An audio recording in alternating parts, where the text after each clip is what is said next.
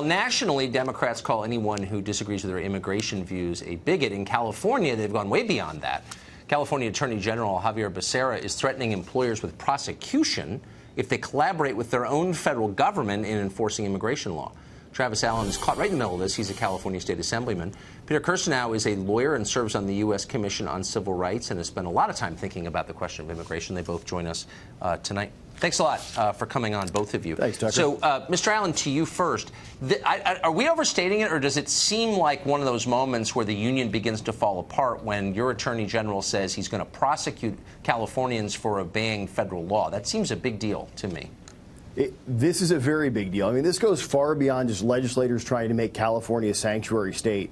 Now you're looking at the Attorney General literally with criminally trying to obstruct justice. He is instructing California business owners that if you try to comply with federal immigration law, you will be prosecuted under state law. He's crossed the line. This is now a criminal offense. Department of Justice needs to come. Sessions and Trump need to come to California, literally arrest, indict Javier Becerra for breaking federal law.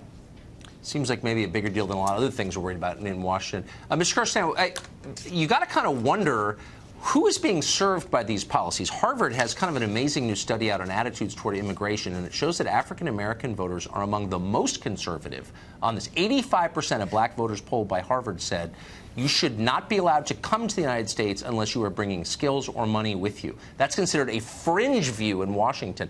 Why is this not better known, these views? It's not better known because there's a political imperative in making sure that this kind of information is not gotten out there. If you take a look at all of the studies that show who is affected most in an adverse way by illegal immigration, without question and by far it's black Americans, particularly black males. 40% of the 18-point decline in black employment levels is due to illegal immigration. We're talking, if you do the math, of over 1 million people who don't have jobs because of illegal immigration and the competition that comes from that. But it goes beyond simply the economic aspect of this, which is devastating. We're talking about family formation issues, incarceration issues.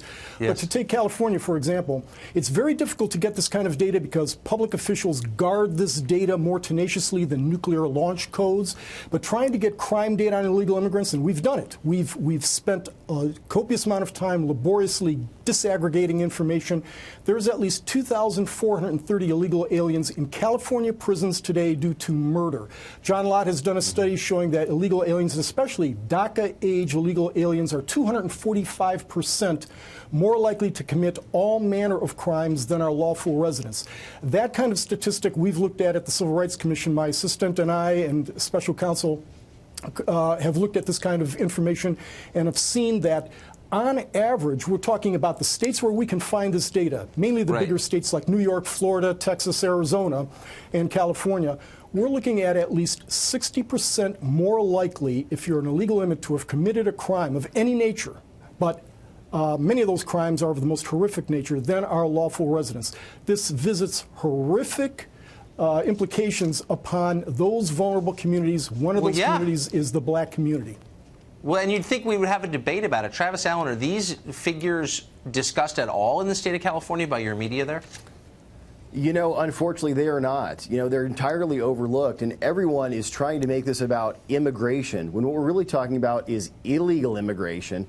And, you know, in California, we've got the sanctuary state, so this is not even people that have come here illegally. This is people who have come here illegally and then are committing crimes while they're here, and then they're being paid for and defended with taxpayer dollars.